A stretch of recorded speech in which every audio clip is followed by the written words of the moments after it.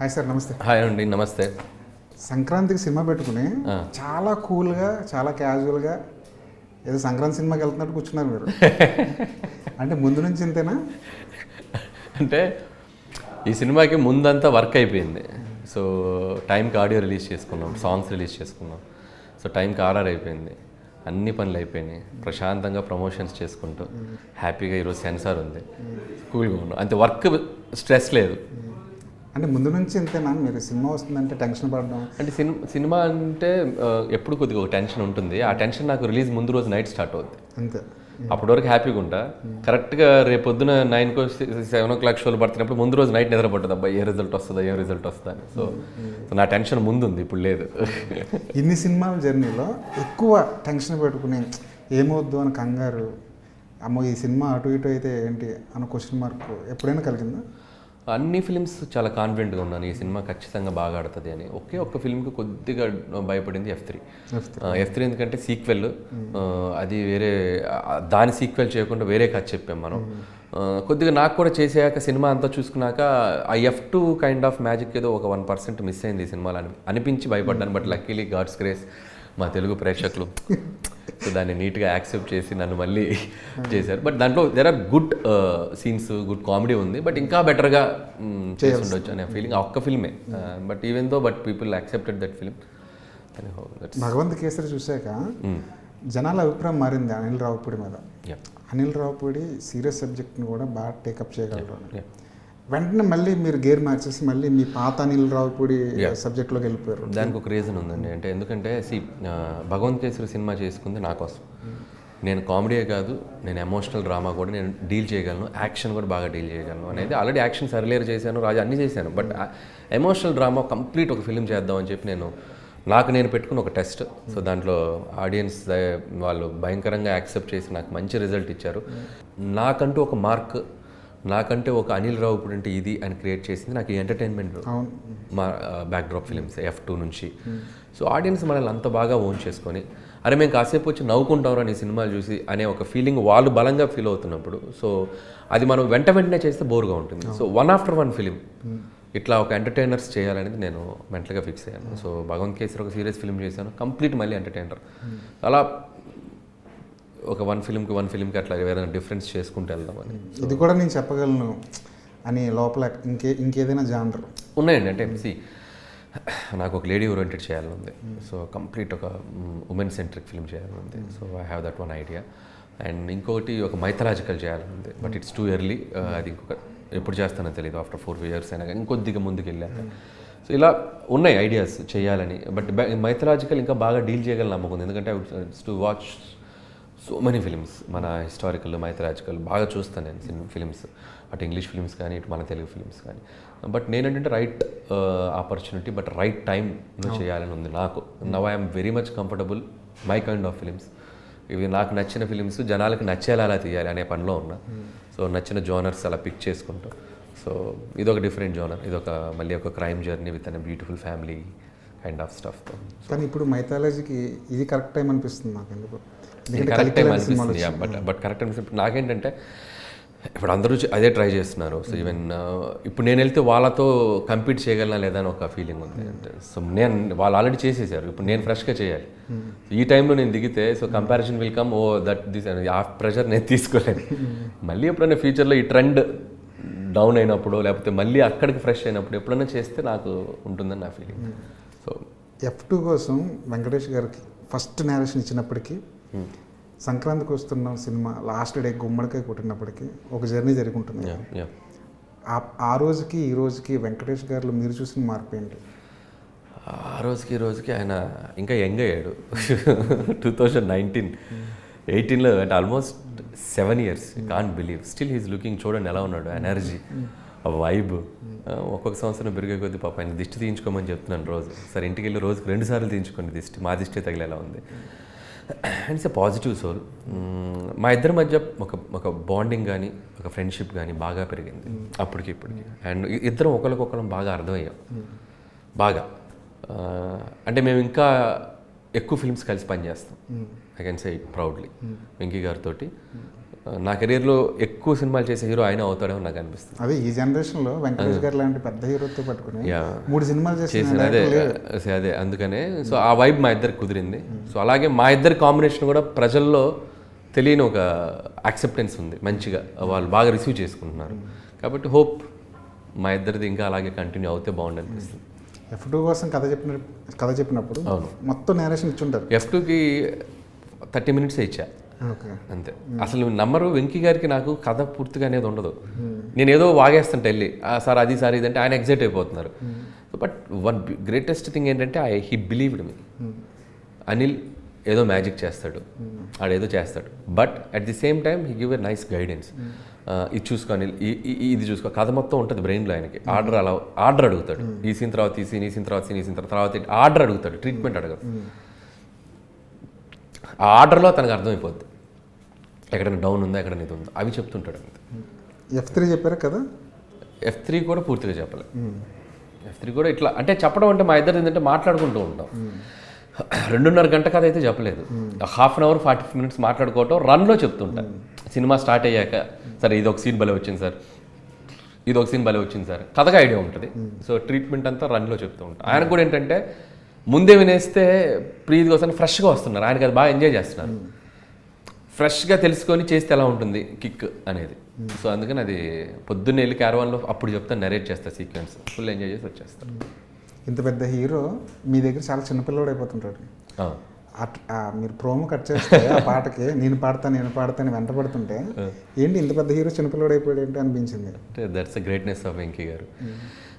బేసిక్గా చెప్తాను కదండి, ఆయన గ్రేట్ హ్యూమన్ బీయింగ్. అంటే తను పెద్ద తను చిన్న అని ఉండదు. మీరు ఎవరు కనిపించినా కూడా చాలా హ్యాపీనింగ్గా మాట్లాడతారు, చాలా కలుపులు మాట్లాడతారు. ఇప్పుడు మేము ఏదో చిన్న షోకి వెళ్ళాం, అక్కడ టీవీ ఆర్టిస్టులు అందరితో అమ్మ బాగుండండి లైఫ్ చాలా ఈ pray for every once good అనమాట. అందరికీ మంచిగా ఉండాలనే మైండ్ సెట్ ఉంటుంది ఆయన.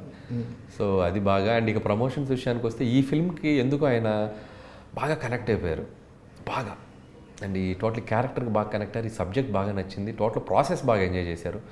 అండ్ సాంగ్స్ ఆయనకు విపరీతంగా నచ్చినాయి. అండ్ లాస్ట్ సాంగ్ అయితే ఆయన సాంగ్ ట్యూన్ విని నేనే పాడతాను, ఆయన నిజంగా నేను పాడతాను అడిగాడు. ఆ రియల్గా జరిగిందే మేము స్కిట్ చేసాం. సార్ ఇది రియల్గా ఇది మీరు అడిగారు కదా, దీని మీద ఒకటి చేద్దాం సార్ అప్పటికప్పుడు అనుకొని షూట్ జరుగుతున్నప్పుడే షూట్ చేసేసాం. సో అంత వెంటపడ్డారా? అంత వెంటపడలేదు. ఆయన అడగగానే నాకు డౌట్ ఉంది ఎలా పాడతారని, నాకు లోపల భయం వేసింది ఎలా పాడతారో ఏంటో అని చెప్పి. పాడుతున్నప్పుడు కూడా డౌట్గానే కూర్చున్నా వెనక. 20 to 25 minutes పాడేశారు. బేసికల్లీ లాజికల్లీ ప్రాక్టికల్లీ ఫటాఫట్ పాడేసి వింటే మైండ్ షాక్, మేము బ్లాక్ అయిపోయాం. ఇటు ఇంత బాగా పాడారు ఏంటి అని ఆ హై పిచ్లోకి వెళ్తాం. దానికి ముందు బీమ్స్ పాడాడు యాక్చువల్గా. ఈయన పాడేసరికి పిచ్ హై పిచ్ వెళ్ళిపోయింది. బ్లాక్ బాస్టర్ పొంగలో అని అరిస్తే వెంకీ గారి వాయిస్ బేస్ వాయిస్ కదా. సో చూసి అసలు స్పెల్ బౌండ్ అయిపోయాం అసలు, చాలా బాగా వచ్చింది. ఇంకా అక్కడ నుంచి ఆ సాంగ్కి బాగా కనెక్ట్ అయిపోయారు, వైబ్ అయిపోయారు. సో ఆయన సినిమా కూడా ఆయన చూశారు అండ్ డబ్బింగ్లో చూశారు and he was very happy with the film output. And చాలా బాగుంది. పెద్ద హీరో పాట పాడుతున్నాడంటే చాలా సింపుల్ లిరిక్స్ రాసుకుంటారు. అవును, అతను బాగా పాడేసి ఈజీగా పాడేసే లిరిక్స్ రాసుకుంటుంటారు. అలాంటి ప్రయత్నం జరిగిందా లేదంటే ముందే ఫస్ట్ దీనికి ఒక ట్యూన్, వేరే ట్యూన్ ఇచ్చాడు బీమ్స్. ఫస్ట్ మీరు విన్న ట్యూన్ కాదు, ఈ సిచ్యువేషన్కి ఒక ఫోక్ బిట్ కంపోజ్ చేశాడు. కంపోజ్ చేశాక వెంకీ గారు మేము విన్నా కానీ ఇది లాస్ట్ సాంగ్ కదా సినిమాలో, అది థియేటర్ షేక్ అయిపోవాలి, ఊగిపోవాలి, ఫోక్ బాగుంది బట్ ఇంకేదో బెటర్గా చేయండి అని అడిగాడు. అన్నప్పుడు నేను బీమ్స్కి చెప్పాను, బీమ్స్ సంక్రాంతి అనగానే జనరల్గా గొబ్బెమ్మలు, సంక్రాంతి ముగ్గులు, సంక్రాంతి వచ్చింది, ఏ లిరిక్స్తో ఇది జనరల్గా ఉంటుంది. వాట్ ఇఫ్ డీజే ఉంటే ఏంటి సంక్రాంతికి, ఒక సంక్రాంతి పండుగకి డీజే కైండ్ ఆఫ్ ట్యూన్ ఉంటే ఏంటి, అదొకసారి థింక్ చేయనప్పుడు తను ఒకరోజు పిలిచి ట్యూన్ వినిపించాడు. ట్యూన్ విన్నప్పుడు వెంటనే నేను కనెక్ట్ అయింది ఏంటంటే basically technically logically practically and finally it's an attitude పొంగలో దానికి కనెక్ట్ అయిపోయా. ఆ లైన్స్ బాగున్నాయి, విచిత్రంగా ఉన్నాయి. వర్క్ అవుద్ది బీమ్స్, ఇది దీని మీద పనిచేయని చెప్తాను. దాన్ని మొత్తం బీట్స్ ఆర్కెస్ట్రేషన్ మొత్తం ఫుల్ ఎనర్జెటిక్గా చేశాడు తను. చేశాక ట్యూన్ వినగానే వెంకీ గారు అసలు early morning blockbuster in our hands, మా super, I come and sing this song వచ్చి పాడేసి. ఈ సినిమా కోసం మీరు ఏది పట్టుకున్నా అది బంగారం అయిపోతుంది. అవును, ఫస్ట్ రమణ గోగుల్ గారిని పట్టుకున్నారు, అది బంగారం కాదు వజ్రం అయిపోయింది. చాలా చాలా చాలా అంటే అదే అంతేనండి. కొన్ని ఫిలిమ్స్కి అలా కుదురుతాయి. సో ఈ సినిమాకి అది కుదిరింది అనుకున్నాను. లేకపోతే రిలీజ్ చేసిన 3 songs పెద్ద హిట్ అవటం, 3 songs million వ్యూస్, ఆల్మోస్ట్ 3 కలిపి 100 million వ్యూస్కి వెళ్ళిపోతున్నాం. And it's like it's not easy, it's not at all easy. అది నిజంగా మా టైం బాగుంది. ప్రేక్షకులు కూడా ఎక్కడో ఈ కైండ్ ఆఫ్ ఫిల్మ్స్ని మిస్ అవుతున్నారేమో. ఐ మీన్ టు సే ఒక ఎంటర్టైన్మెంట్ కైండ్ ఆఫ్ స్టఫ్ చూడాలని ఎగ్జైటెడ్గా ఉన్నారు. అది ఒక పాయింట్ అయి ఉండొచ్చు. 2 సాంగ్స్ మెలోడియస్గా అందరూ పాడుకునే విధంగా లిరిక్స్, ప్రతి అక్షరం వినిపిస్తూ ప్రతి అక్షరం పాడుకునేలా ఉంది. So credit goes to my lyric writers also. Bhaskar Bhatla గారు, అనంత్ శ్రీరామ్ అండ్ రామ్ జోగే ముగ్గురు అద్భుతంగా రాశారు లిరిక్స్. సో గోదావరి గట్టు సాంగ్ అయితే credit goes to Ramana Gogula. And మేను బీమ్స్ ఎంత అద్భుతంగా ట్యూన్ చేసినా రమణ గోగుల గారు యాక్సెప్ట్ చేసి పాడటం అండ్ మళ్ళీ కంబ్యాక్ మా సినిమాతో రావటం, సో దానికి ఇంత అద్భుతమైన రెస్పాన్స్ నిజంగా. సో రమణ గోగుల గారు కూడా స్పెషల్ థ్యాంక్స్ చెప్పాలి ఆయనకి. రమణ గోగుల్ గారిని మర్చిపోయారా, లేదంటే ఆయన అడుగుతుంటే ఆయన రిజెక్ట్ చేస్తున్నారా? రమణ గోగుల్ గారు యాక్చువల్గా ఆయన టోటల్గా షిఫ్ట్ అయిపోయారు. అంటే మళ్ళీ మ్యూజిక్ డైరెక్టర్గా వద్దామని ఐడియా ఉంది, కానీ ఆయనకి సింగర్గా వచ్చి పాడదామని ఐడియా ఆయనకి లేదు. ఆయన అక్కడ ఏదో బిజీగా బిజినెస్లో వాటిలో ఉన్నారు. ఎప్పుడైతే బీమ్స్ ఇక సేమ్ మన వెంకటేష్ గారు నేను పాడతా అన్నట్టు ఒక స్కిట్ అలా చేసాం, బీమ్స్ ప్లీజ్ పాడండి సార్ అన్నట్టుగా ఎంటబడ్డాడు. ఒక 2-3 డేస్ ప్రాసెస్, మొత్తానికి ట్యూన్ బాగా నచ్చింది ఆయన. సాంగే తీసుకొచ్చింది. I love the song very much. వచ్చేసి ఆయన పాడేయటం, ఆయన టైప్ ఆఫ్ హమ్మింగ్స్ చేసుకున్నాడు పాట బాగా. పాటను ఆయన ఆవహించేసుకున్నాడు, అందుకే అంత అద్భుతంగా పాడారు. మీ దగ్గర ఉన్న అడ్వాంటేజ్ ఏంటంటే సినిమా చాలా ఫాస్ట్గా తీస్తారు. రెండోది ప్రమోషన్ కూడా చాలా చాలా ఈజీగా, అంటే డబ్బు నిర్మాత జేబులోంచి రూపాయి ఖర్చు పెట్టకుండా ప్రమోషన్ చేస్తుంటారు. సెట్లోనే 2-3 స్కిట్లు చేస్తారు మీరు. అదే నాకేం లేదండి, మన సినిమాలో పనిచేసే ఆర్టిస్టులు అందరూ వాళ్ళ కోఆపరేషన్ కూడా అడగగానే ఐశ్వర్య కానీ మీనాక్షి కానీ గెటప్లు వేసుకోమంటే గెటప్లు ఏం చెప్తే చేసేవాళ్ళు. సో వాళ్ళకి తెలుసు, అంటే they are doing for the film. So అదేంటంటే if you maintain that healthy atmosphere definitely everyone will come and do that.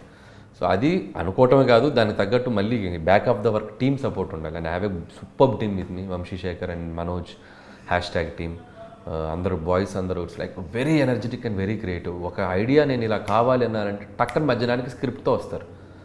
So నేను మనకున్న ఎక్స్పీరియన్స్ తోటి దాన్ని మార్పులు చేసి దాన్ని చిన్న చిన్న ఇన్పుట్ చేసి నా స్టైల్ ఆఫ్ ఫన్ పంచలేదని వేసుకొని ఏదో మళ్ళీ సినిమా తీసినట్టే. మొన్న ఇంటర్వ్యూ అయితే వెంకటేష్ గారు షాక్, ఏదంటే నువ్వు సినిమా సీన్ తీసినట్టు తీస్తున్నది ఇంటర్వ్యూ అయ్యా. ఇంటర్వ్యూ కూడా ఆపి ఆపి ఆపి ఆపి నీట్గా అలా చేసి అంటే ఎక్కువ కాదు, 1 or 2 టేక్స్ బెటర్గా ఇద్దాం అవుట్పుట్ అని బాగా, ఎందుకంటే గెటప్లతో చేస్తున్నాం కదా. సో అలా పట్టుబట్టి చేసాం ప్రమోషన్. వెంకటేష్ గారు అయితే హీఈస్ వెరీ వెరీ ఎక్సైటెడ్. ఆయన అయితే నేను పాడతా అనేది కానీ ఇంకా కొన్ని ఉన్నాయి మీకు. ఇంకా అసలు సర్ప్రైజులు 7th నుంచి స్టార్ట్ అవుతాయి. 7th to 14th everyday 1 surprise ఉంది. సో లైక్ వి డిడ్ ఏదో ఒక డిఫరెంట్ ప్రమోషన్ చేద్దాం అనుకున్నాం, బట్ వీ అచీవ్డ్ ఇట్. మీరు అందరు గెటప్ వేసుకోవడం ఒక ఎత్తు, దిల్ రాజు గారు గన్ పట్టుకుని వచ్చేయడం ఒక ఎత్తు. ఆయన వేసుకుంది ఒరిజినల్ గెటప్, ఘర్షణ, రియల్ లైఫ్ ఘర్షణ. సంక్రాంతికి 2 సినిమాలు వేసుకొని ఘర్షణ పడుతున్నారు ఆయన. లైక్ అదే సమ్టైమ్స్ ఫన్, ఇట్స్ లైక్ మనం ఉన్న సిచ్యువేషన్ అనలైజ్ చేసి ఫన్ క్రియేట్ చేయడం అంతే. So can't help, but we have to face that situation. దాంట్లోంచి వచ్చే కామెడీ. 72 రోజుల్లో సినిమా పూర్తి చేస్తారు. అంటే ప్రతి డైరెక్టర్, ఇప్పుడు యంగ్ డైరెక్టర్లు కూడా 1-2 సంవత్సరాలు సినిమాలు తీస్తున్నారు.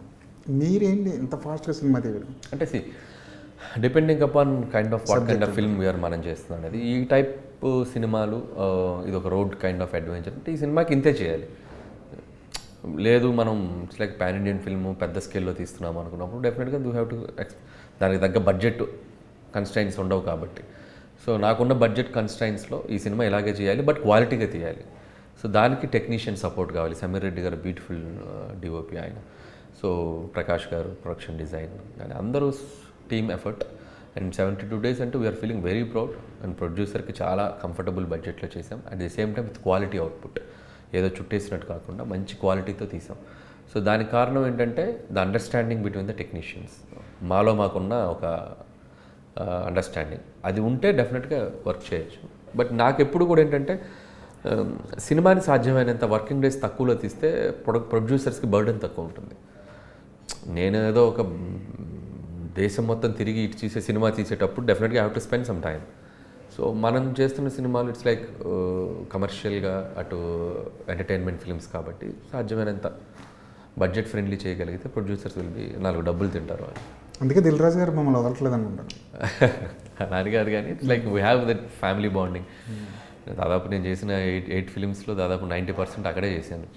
సో ఒక రాజుగారు అంటే ఇట్స్ లైక్ ఫ్యామిలీ, శిరీష్ గారు కనెక్షన్ ఉంటుంది. నవ్ ఐ కేమ్ అవుట్ యాక్చువల్గా షైన్ స్క్రీన్స్కి, అదర్వైజ్ అక్కడే చేశాను కదా ఫస్ట్ సాహు గారు. Sahu also it's like a good brother kind of. మీరు బయట ఎక్కడ చేసినా దిల్ రాజు గారి సినిమాని అనుకుంటారు జనం.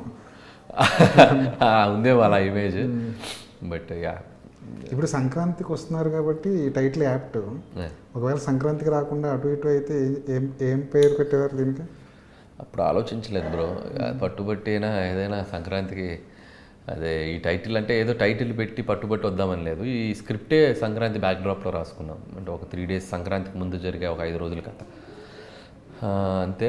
మేబీ మీరు అన్నట్టు సంక్రాంతి మిస్ అయ్యి ఉంటే ఇంకో టైటిల్ ఆలోచించుండే వాళ్ళు 100% డెఫినెట్గా. మీరు ఫాస్ట్గా చేయడానికి కారణం రీరైట్లు, రీషూట్లు లేకపోవడమేనా? యా, అంతేనా? 100%. అనుకున్న స్క్రిప్ట్ సాలిడ్గా అనుకుంటాం, దాంట్లో ఇంప్రూవైజ్ చేసుకుంటూ ఎవ్రీడే ఒక స్క్రిప్ట్ లాక్ అయ్యాక అందరితో రిలాక్స్ కాము. రేపు షూటింగ్ ఉందన్నా కూడా రేపు సీన్లు ముందు రోజు మళ్ళీ రీఫిల్టర్ చేస్తాం, మళ్ళీ ఇంకొక డైమెన్షన్ ఆలోచిస్తాం, ఇంకేమైనా మళ్ళీ ఎడిట్లో ఎప్పుడు ఫాలో అవుతుంటాం. ఇట్స్ లైక్ దాన్ని ఏమంటారు, ఒక మెడిసిన్ తయారు చేసేటప్పుడు ఎంత కేర్ తీసుకుంటారో డ్రగ్ తయారు చేసేటప్పుడు. సో నేను నా వర్క్ బట్టి నేను సినిమాని అలాగే ట్రీట్ చేస్తాను. దాన్ని నంబర్ ఆఫ్ టెస్ట్లు అంటారు కదా, ఎక్కువ మంది షోలు చూపిస్తా, సినిమా చూపిస్తా రిలీజ్ ముందే, నాకు బాగుందా అనేది క్రాస్ చెక్ చేసుకొని నవ్ ఇట్ వర్క్స్, బాగుంది అనే నమ్మకం వచ్చాక దెన్ సో ఎవ్రీడే అది ఉంటుంది. కాబట్టి రీటేక్స్, రీషూట్స్ అనేది 90% ఉండకపోవచ్చు. ఎందుకంటే నేను అనుకున్నది నమ్మి బిలీవ్ చేసేసి అది అనుకున్న కంటెంట్ తీసేస్తాను. చాలా రేరు, 1-2 ఫిలిమ్స్కి అలా జరిగింది. F3కి ఒక సీన్ రీషూట్ చేసాం, సుప్రీంకి ఒకసారి చేసాం. మ్యాక్స్ రీషూట్స్ తక్కువ. భగవంత్ కేసరిలో ఒక సోషల్ పాయింట్ని చెప్పారు మీరు, అమ్మాయిల గురించి. గుడ్ టచ్, బ్యాడ్ టచ్ కానీ, బేటీకో షేర్ బనావ్ కానీ చెప్పారు. ఇందులో కూడా అలాంటి సోషల్ మెసేజ్ ఏదో అండర్ కరెంట్గా ఏదైనా చెప్పదలుచుకున్నారు? అంటే దట్స్ టు, అంటే నేను ఇప్పుడేం చెప్పలేనండి. బట్ దెర్ ఈస్ సంథింగ్, సంక్రాంతికి వస్తున్నామంటే ఏదో ఎంటర్టైన్మెంటే కాదు, బట్ సంథింగ్ ఒకటి ఉంది, అది నేను ఇప్పుడు చెప్పలేను. ఎందుకంటే దట్స్ థ్రిల్స్, ట్విస్ట్లో ఉన్నాయి సినిమాలో చాలా. నేను ఏమాత్రం హింట్ ఇచ్చినా అవి రివీల్ అయిపోతాయి కాబట్టి. But there is an emotional ఒక బ్లాక్స్ ఉన్నాయి. నా ఎవ్రీ ఫిలింలో కూడా అది నేను వదలను. ఏ ఫిలిం తీసుకున్నా కూడా ఎంతో కొంత, ఎంత రీచ్ అవుతుంది ఎంత రీచ్ అవ్వదో పక్కన పెడితే, సో పటాస్ నుంచి కూడా ఎవ్రీ ఫిలింలో ఏదో ఒక కంటెంట్, ఎమోషనల్ కంటెంట్ డ్రైవ్ చేస్తూ చెప్తూ వస్తున్నా. అండ్ ఇందుట్లో కూడా ఆ స్కోప్ ఉంది, చాలా బ్యూటిఫుల్గా చెప్పాం. సో అదేంటనేది you have to watch on screen. Young directors, పెద్ద హీరోలు అందరూ వరల్డ్ బిల్డింగ్ అన్న కాన్సెప్ట్ మీద ఎక్కువ ఫోకస్ చేస్తున్నారు. ఇప్పుడు రాబోతున్న 2 సినిమాలు, డాకు మహారాజులో ఒక వరల్డ్ బిల్డింగ్ కనబడుతుంది, శంకర్ గారు అంటే ఒక విజువల్ ఫీస్ట్ ఎలాగో కనబడుతుంది. వీటి మధ్య ఒక యంగ్ డైరెక్టర్, మీలాంటి యంగ్ డైరెక్టర్కి ఎంత పెద్ద టాస్క్ వస్తుంది ఒక సినిమా చేయాలంటే? అంటే నేను అది బిలీవ్ చేయనండి. అంటే టెక్నికల్ టర్మ్స్ ఏదైనా ఉండొచ్చు, world building. Any film maker అనేవాడు ఒక ప్రపంచాన్ని క్రియేట్ చేస్తాడు తన కథతో. That's a world. దానికి ప్రత్యేకంగా నేను వరల్డ్ బిల్డింగ్ అని నేను టెక్నికల్ టర్మ్స్ నేను చెప్పలేను, నాకు తెలియదు, కానీ ఆ వర్డ్స్ నాకు తెలియదు పెద్దగా. బట్ ఒక క్రియేటర్ అనేవాడు ఒక ప్రపంచాన్ని క్రియేట్ చేస్తేనే అది సినిమా. అది వాడు అనుకున్న ఒక ప్రపంచం, దాంట్లోకి ఆడియన్స్ని ఎలా మనం డ్రైవ్ చేయగలుగుతున్నాం 2.5 hours, ఆ ప్రపంచంలో తను ఎలా ముంచి తేల్చి మనతో పాటు ఎలా తీసుకెళ్తున్నాం అనేది సినిమా. సో దాంట్లో లార్జర్ దాన్ లైఫ్ విజువల్స్తో కొంతమంది చేస్తారు, కొంతమంది లైవ్లీగా చేస్తారు, మన మధ్య ఉన్న పాత్రలతో కొంతమంది చేస్తారు, కొంతమంది ఒక ప్రపంచాన్ని క్రియేట్ చేస్తారు. But everything is a creation. ఇది చేస్తున్నారు కాబట్టి ఇది వరల్డ్ బిల్డింగ్ కాదు అని నేను అనలేను. This is also one kind of world building. ఈ సంక్రాంతికి వస్తున్నాం అనేది ఒక రాజమండ్రిలో ఒక వెంకటేష్ గారి ఫ్యామిలీలోకి మనం ఆడియన్స్ని తీసుకెళ్ళాలి. నేను ఆ ప్రపంచంలోకి తీసుకెళ్ళగలిగితేనే సినిమా హిట్. కనెక్ట్ కాలేదనుకోండి ఫట్. సో కాబట్టి ఎవ్రీ ఫిల్మ్ ఇస్ అయినా వన్ కైండ్ ఆఫ్ ఒక వరల్డ్ బిల్డింగ్ ఉంటుంది దాంట్లో. సో అది ప్రత్యేకంగా ఉంటుందని నేను చెప్పలేను, ఆ టర్మ్స్ ఏమో నాకు తెలియదు కానీ. బట్ నా వరకు నేను I believe that every creator have one world, వాడి ప్రపంచాన్ని చూపించడానికి. ప్రెస్ మీట్లో జర్నలిస్టుల చేత కథ చెప్పించారు మీరు. అలా కథ చెప్తున్నప్పుడు కథ లీక్ అయిపోద్దేమో, అసలు కథ బయటకు వచ్చేద్దేమో అన్న భయం ఎక్కడ ఉంటుంది. యాక్చువల్గా ఆ రోజు వాళ్ళ ఫ్లో చూస్తే భయం వేసింది. ఆల్మోస్ట్ దగ్గర దాకా వచ్చారు. అంటే అందరిలోనూ ఒక క్రియేటివిటీ ఉందనిపించింది ఆ రోజు. ఒక 3-4 బాగానే గెస్ట్ చేశారు, దగ్గర దాకా వచ్చారు. బట్ నాట్ ఎగ్జాక్ట్లీ స్టోరీ ఎవరు చెప్పలేదు. But more than that more surprises ఉన్నాయి ఫిల్మ్లో. స్టోరీ ఇది అనుకున్న వాళ్ళకి కూడా లోపలికి వెళ్ళాక ఇంకొన్ని థ్రిల్స్ ఉంటాయి. సో మళ్ళీ అలాంటి ప్రయత్నం చేయకూడదు అనిపించిందా? లేదు, చేద్దాం అనిపించింది. బాగుంది, ఎంజాయ్ చేసి. ఇట్స్ లైక్ రాజమౌళి గారు వచ్చి బహిరంగంగా కథ చెప్పేస్తారు, దాన్ని ఎలా ప్రజెంట్ చేశారనేది వచ్చి చూస్తారు కదా. కథ తెలిసినా కూడా ఈ కథని ఎలా తీసుకెళ్ళాం ఏంటనేది ఒక ఇది ఉంటుంది. కాబట్టి కథ తెలిసినంత మాత్రాన ఆడియన్స్కి ఆ ఎగ్జైట్మెంట్ పోతుందని నేను అనుకోను. బట్ ఆ కథలో ఎలా ట్రావెల్ చేస్తున్నాం, ఆ కథను ఎలా చూపిస్తాం, ట్రీట్మెంట్ ఎలా జరిగింది, ఎలా వెళ్తానే ఒక ఇంట్రెస్ట్ ఉంటుంది కదా. కాబట్టి అది మ్యాజిక్ జరుగుతుంది. రివ్యూల పేరిట జరుగుతున్న రంధ్రాన్వేషణ, దీని మీద మీకు ఏమైనా ఒపీనియన్స్ ఉన్నాయా? దాటేసాను అది, ఆ లైన్ దాటేసి వచ్చేసాను నేను. వెరీ బిగినింగ్ ఆఫ్ కెరీర్ మీరు ఈ క్వశ్చన్ అడుగుంటే నేను ఏదన్నా అవుట్ ఆఫ్ ఫ్రస్ట్రేషన్ అని చెప్పుండేవాడిని. బట్ ఇట్స్ లైక్ నాకు అలవాటు అయిపోయింది. సో ఇచ్చేవాళ్ళు ఇస్తున్నారు, ఇవ్వనోళ్ళు ఇవ్వట్లేదు. Still I'm happy. నా ఫిల్మ్స్ బాగానే ఆడుతున్నాయి, ప్రేక్షకులు ఆదరిస్తున్నారు, నా నిర్మాతకు డబ్బులు వస్తున్నాయి, డిస్ట్రిబ్యూటర్కి డబ్బులు వస్తున్నాయి. ఇప్పుడు ప్రత్యేకంగా నేను రంధ్రాన్వేషణ చేయాలనుకోవట్లేదు. So everyone have their own opinion. So వాళ్ళని మనం చెప్పలేం కదా. ఇప్పుడు ఒక సినిమాని నేను ఒకలా చూస్తాను, మీరు ఒకలా చూస్తారు. సో ఎవరి ఒపీనియన్ మ్యాచ్ అవ్వదు సినిమా ఇదిలో. బట్ మనం తీసుకోవాల్సింది ఏంటంటే మెజారిటీ ఆఫ్ ద ఒపీనియన్స్. ఒక 60-70 మంది, 60-70% ఎవరికి నచ్చితే వాళ్ళకి హిట్ సినిమా. సో 30% ఎప్పుడు ఒక సినిమా, ఎవరికి 20%. ఇక మరీ 100% నచ్చే సినిమాలు వెరీ రేర్. కాబట్టి ఆ ఇది ప్రతి సినిమాకి ఉంటుంది. సో అది ఉంటుంది. కాబట్టి అది ప్రతి వాళ్ళు ఇవ్వటం అనేది వాళ్ళ హక్కు, మనం వాళ్ళని ఆపలేం. Let them have their fun. మా ఫన్ మాది, వాళ్ళ ఫన్ వాళ్ళది. మీ ఫస్ట్ రివ్యూ ఎక్కడి నుంచి వస్తుంది మీ సినిమాకి సంబంధించి? ఇది బిలీవ్ చేయొచ్చు, ఈ రివ్యూ బిలీవ్ చేయొచ్చు అంటే నా ఫస్ట్ రివ్యూ నేను ఐ గో టు థియేటర్ అండి. థియేటర్లో కూర్చొని చూస్తా. థియేటర్లో ఒక టాప్ నుంచి కింద వరకు జనాలు ఎలా రిసీవ్ చేసుకుంటారు అనేది నా రివ్యూ. సో ఇక్కడ నవ్వుతున్నారు, పాస్. ఇక్కడ నవ్వట్లేదు, అమ్మ. ఇక్కడ నవ్వారు, పాస్. ఇక్కడ కనెక్ట్ అయ్యారు, క్లాప్స్ కొట్టారు, పాస్. సినిమా హిట్, బయటకు వచ్చేస్తాను. అలా వరుసగా 7-8 షోలు చూస్తా. 4 రోజులు నా సినిమాని 4-5 రోజులు వెళ్తా. 4-5 రోజుల్లో ఈక్వల్. మీరు గమనించండి, ఏ సినిమా అయినా మీరు మల్టిపుల్ థియేటర్లో చూడండి, రెస్పాన్స్ ఒకలాగా ఉంటుంది. అంతే. మీరు గమనించారా లేదు? That is the beauty of audience. అంటే టేస్ట్ ఈజ్ ద సేమ్. ఇక్కడ నవ్వుతారంటే అక్కడే నవ్వుతారు, ఇక్కడ క్లాప్స్ అంటే అక్కడే క్లాప్స్ వస్తాయి. That is the beauty of cinema. So ఏ ఆడిటోరియంకి వెళ్ళినా ఒకటే రెస్పాన్స్ ఉంటుంది. విజిల్స్ అంటే విజిల్స్, క్లాప్స్ అంటే క్లాప్స్, ఎమోషన్ అంటే ఎమోషన్. సో నేను అందుకే అది వెళ్ళి ప్రతి థియేటర్కి వెళ్ళి చూసుకుంటున్నప్పుడు ఏంటంటే మన జడ్జిమెంట్, మన ఆడియన్స్ పల్స్ మనం కరెక్ట్గా పట్టుకుంటున్నామా, మనం ఎంతవరకు రీచ్ అవుతున్నాం వాళ్ళ జడ్జిమెంట్కి అనేది నేను క్రాస్ చెక్ చేసుకుంటాను. ఎవ్రీ సినిమా రిలీజ్ అయ్యాక ఐ ట్రావెల్, కొన్ని ఊర్లకి వెళ్ళి చూస్తుంటాను ఒక్కొక్కసారి. ఆ 1 వీక్ ఆ ప్రాసెస్లో ఉండి మళ్ళీ ఐ డిటాచ్, ఇక కంప్లీట్ డిటాచ్ అయిపోతా. సంక్రాంతికి వస్తున్నాం, అయిపోయింది, బ్లాక్ బస్టర్ అయిపోయింది అనుకున్నాక I detach with that film. అది ఎవడో అనిల్ రావుపూడి తీసేశాడు, మనకు సంబంధం లేదు. మళ్ళీ ఫస్ట్ ఇప్పుడు మళ్ళీ నెక్స్ట్ ఫిలిం ప్రశాంతంగా ఏం చేయాలి రా బాబు, ఇప్పుడేం టాస్క్ ఉంది, ఇప్పుడేం ఛాలెంజ్ ఉంది, move on to the other film. ఈ మధ్యలో మీ సినిమా టీవీలో కానీ ఓటీటీలో కానీ వస్తుంటే అప్పుడు సర్ప్రైజింగ్ అనిపిస్తుంది నాకు. భలే తీసాడు అనిల్ గారు అనుకొని చూస్తాను. నేను సీరియస్లీ నేను ఇది ఎగ్జాగరేట్ చేసి చెప్పట్లా. I don't feel it's like my film. ఓ అనిల్ రావుపూడి ఆయన తీశాడు, ఇది ఎప్పుడు భగవంత్ కేసరి తీసాడు, బాగానే తీసాడులే, అమ్మో పర్లేదు, నాట్ బ్యాడ్ అనే ఫీలింగ్లో నన్ను నేను అప్రిషియేట్ చేసుకున్నాను. నేను ఒక రివ్యూవర్ని అవుతా. ఇక్కడ బాగానే తీసి, ఇక్కడ దెబ్బేహాడు, ఇక్కడ అట్లా రివ్యూ చేసుకుంటాను నేను. అంత డిటాచ్ అయిపోతా ప్రీవియస్ ఫిలిమ్స్. మీరు రైటర్గా జర్నీ స్టార్ట్ చేస్తున్నప్పుడు అనిల్ నువ్వు ఎంటర్టైన్మెంట్ బాగా రాస్తున్నావు, అదే రాయి, దాని మీదే ఫోకస్ చేయి అని చెప్పిన వాళ్ళు ఎవరో ఒకరు ఉంటారు కదా. యా,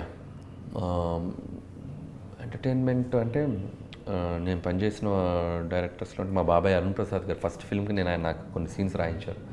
సో ఆయన బాగా ఎంకరేజ్ చేశారు, బాగా రాస్తున్నాం ఎంటర్టైన్మెంట్ అని. అలాగే బలభద్రపతి రమణి గారు అని ఒక రైటర్ ఉన్నారు. సో ఆవిడ బాస్ ఫిల్మ్ చేసేటప్పుడు ఆవిడ ఎంకరేజ్ చేశారు. ఆ తర్వాత చంద్ర సిద్ధార్థ్ గారు, అప్పుడు ఒక 5-6 డైరెక్టర్లతో, ఆదిత్య గారు, కొంతమంది బిగినింగ్ ఆఫ్ ద కెరియర్. తర్వాత శివ గారని మన కంగువ తీశారు కదా, ఆయనతో పాటు తెలుగులో ఒక 3 ఫిలిమ్స్ చేశాను నేను. తర్వాత వివేక్ గారు మన అలా మొదలైందికి, అప్పుడు రంజిత్ మూవీస్ అలా మొదలైందికి పిలిచారు, హ్యాపీ అలా అందరూ పిలిచి ఎంకరేజ్ చేసిన వాళ్ళే. ఈ బాగా చేస్తాడు అనిల్, బాగా చేస్తాడు అనిల్, బాగా. బట్ కాకపోతే అంటే గోస్ట్కి ఎక్కువ ఫిల్మ్స్ చేశా. బేసిక్గా క్రెడిట్ తక్కువ వచ్చినాయి, గోస్ట్ పెర్ఫార్మెన్స్లు ఎక్కువైనాయి అప్పుడు. ఆ డబ్బులు బాగానే ఇచ్చారులే, బాగానే ఇచ్చారు అనుకుంటున్నా. యా, ఇచ్చారు. Not bad. పరి ఎక్కువ అని చెప్పలేను కానీ ఇట్స్ లైక్ మా ఎక్స్పెన్సెస్కి ఏదో మన ఎంజాయ్మెంట్కి సరిపడా తీసుకునేవాళ్ళు. కష్టపడి రాసిన సీన్ ఒకటి డైరెక్టర్ ఖాతాలో వెళ్ళిపోతుంటే గోస్ట్గా రాసినప్పుడు లోపల ఎక్కడో మనసు కొత్తలాడుతుంటుంది. నేను ఎప్పుడు అలా తీసుకోలేదండి. చూసి నేను థియేటర్కి వెళ్ళి అమ్మా చాలు, మనం రాసిన ఒక డైలాగ్ ప్రేక్షకులు కనెక్ట్ అయ్యారు అని అలా ఫీల్ అయ్యేవాడిని. అలా కులుకుపోవటం అలా అది ఎప్పుడు లేదు. అలా అయితే అసలు నేను అన్ని సినిమాలు చేశాను. నాకేంటంటే ప్రతి చోటుకి వెళ్తే అదొక స్కూల్ లాగా ఫీల్ అయ్యాను. వీళ్ళ స్కూల్ ఏంటి, వీళ్ళ స్కూల్ ఏంటి, వీళ్ళ స్కూల్ ఏంటి, అలా లెర్నింగ్ ప్రాసెస్ ఎక్కువ తీసుకుంటాను నేను. ఇప్పుడు మీతో మాట్లాడానంటే మీ దగ్గర ఏం పాజిటివ్స్ ఉన్నాయి పట్టుకోవడానికి ట్రై చేస్తా. I will be like a student. నేనే పెద్ద తోపు అని ఫీల్ ఉండదు. ఏ కొత్త మనిషిని కలిసినా I try to be like a student. First అక్కడ ప్లస్లే ఉన్నాయో గ్రాప్ చేస్తా, అక్కడ ఏం లేదంటే వదిలేస్తా.